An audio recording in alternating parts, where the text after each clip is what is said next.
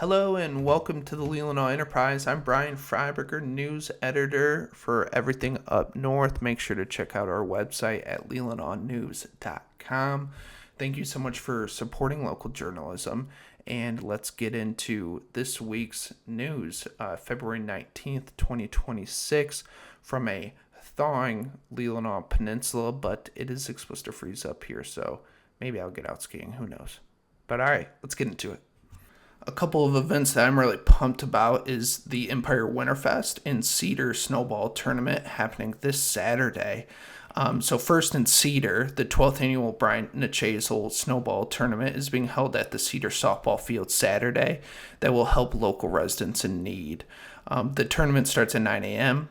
Nate Chazell tragically died in an automobile accident in August 2014. The tournament is played regardless of weather and snow. It could be lots of snow. It could be a little bit of snow. I assume maybe this time around it'll be a little icy, but it should be fun regardless. And, the Empire Winterfest is also taking place Saturday in the village of Empire. The local Winterfest starts at 9 a.m. as well with yoga at the Empire Township Hall. From 12:30 to 3, a sauna will be available at Empire Beach featuring a polar plunge at 1 p.m. That's my favorite event. I did it last year. I did the polar plunge. It's in South Bar Lake. It's good just to, as I say, just kind of wash the demons off with that polar plunge. So make sure to go out and check out a couple of those events this weekend that are happening locally. Once again, that's the Cedar Snowball Tournament and the Empire Winterfest. Moving on here. A bill to combat invasive fruit fly has been reintroduced to the Senate. A Senate bill dubbed the Spotted Wing Abatement Trust, or SWAT, to combat the spread of spotted wing drosophila, an invasive fly that hurts the fruit growers in Michigan, has hit the Senate floor, according to U.S. Senator Gary Peters. Quote, I've heard firsthand Michigan growers about how these invasive insects continue to damage their blueberries, cherries, and other fruit crops and pose a serious threat to their livelihoods and business, Peters said, unquote. If passed, the fund would be authorized at $6.5 million annually for 5 years, managed through the U.S. Department of Agriculture for research and reduction efforts.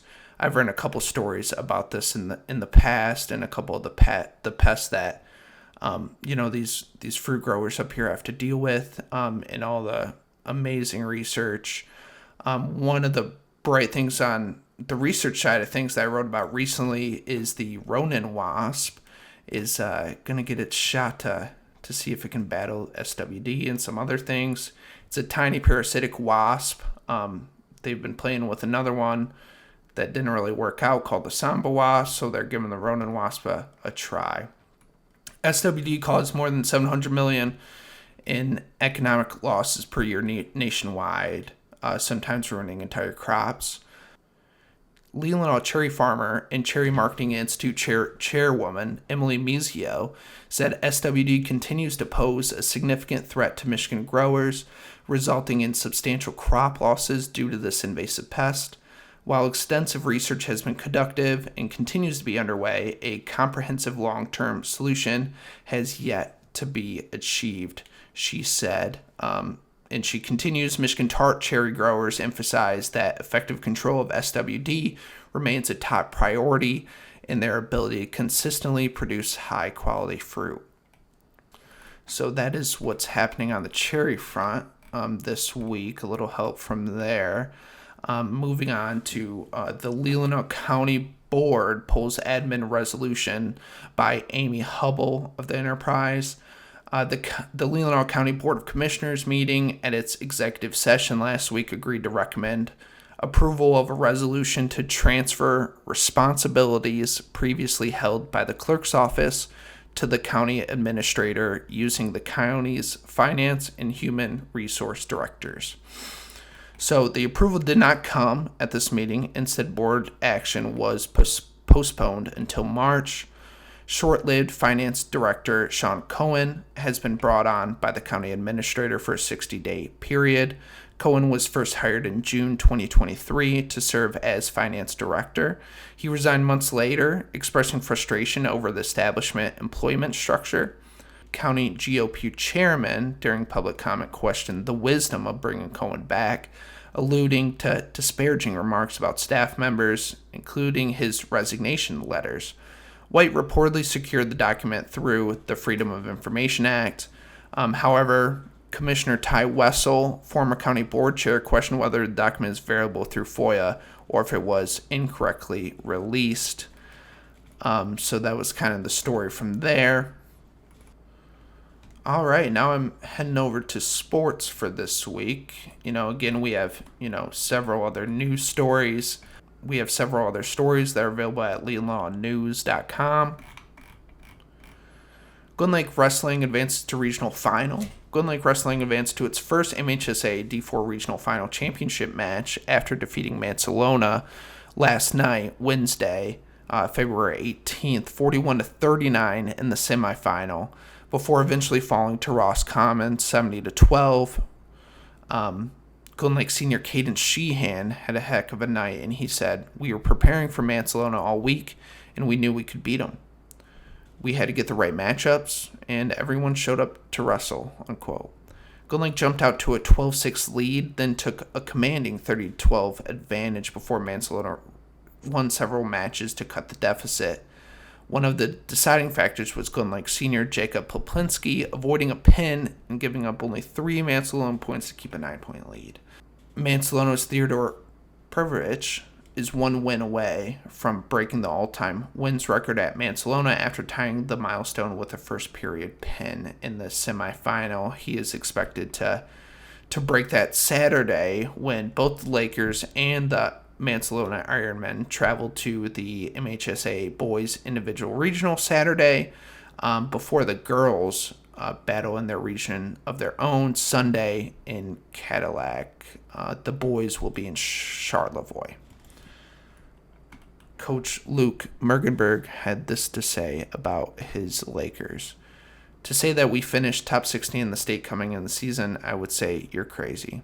These kids earned it, and I feel like they belong in the top 16. This is coming off the heels of winning the program's first team district championship last week after the wrestling program at Glen Lake restarted during the 2023-2024 season. Other accomplishments for the Glen Lake Lakers over the past week include Glen Lake bowling, skiing, boys and girls teams, and the boys basketball team all earning conference championships. All of these stories are available online at leelanaunews.com and available in print across Leelanau County and beyond. Other stories happening this week, we have several that you guys can check out on our website. We'll make sure to link it down below. That includes, we have insight into, the Minneapolis Mayhem by Steve Redding, special to the Enterprise. Also, Empire is searching for its own DPW head after their current one retires. The search is on. After 25 years of service, Village of Empire Department of Public Works Superintendent John Friend has announced his retirement from the village effective in April. Applicants for the position are currently being accepted. I don't think people really understand how big, something like this, when a DPW head who's been there for a long time, knows the village, knows the infrastructure, how big of a position, you could really make an argument that that's the most important position that the government has in any local village or anything like that. So we move on here. Woolsey Airport in Northport. So there's a land swap resolution that was okayed. This is by Mia Kalia Previch Leo of the Leelanau Enterprise. The proposal involved the exchange of state-owned property for township-owned land located at the north end of Densmore Road near Mud Lake. Also comes after the board approved costs for the land swapped at last month's meeting. According to the township, the swap could streamline airport operations and improve safety while offering the state environmentally significant land. The Michigan Department of Natural Resources land impacting airport runway is approximately 15.3 acres. All right, now it's time for the best of the blotter. Every week we scan the blotter for, what's happening. And this is what happened in Sutton's Bay last Thursday at a local bar. A caller was driving by and saw a male being assaulted and is down on the sidewalk. Caller didn't see the suspect, but bar staff advised suspect is gone, but don't know what direction he left in. Read the full blotter, available on leelanaunews.com.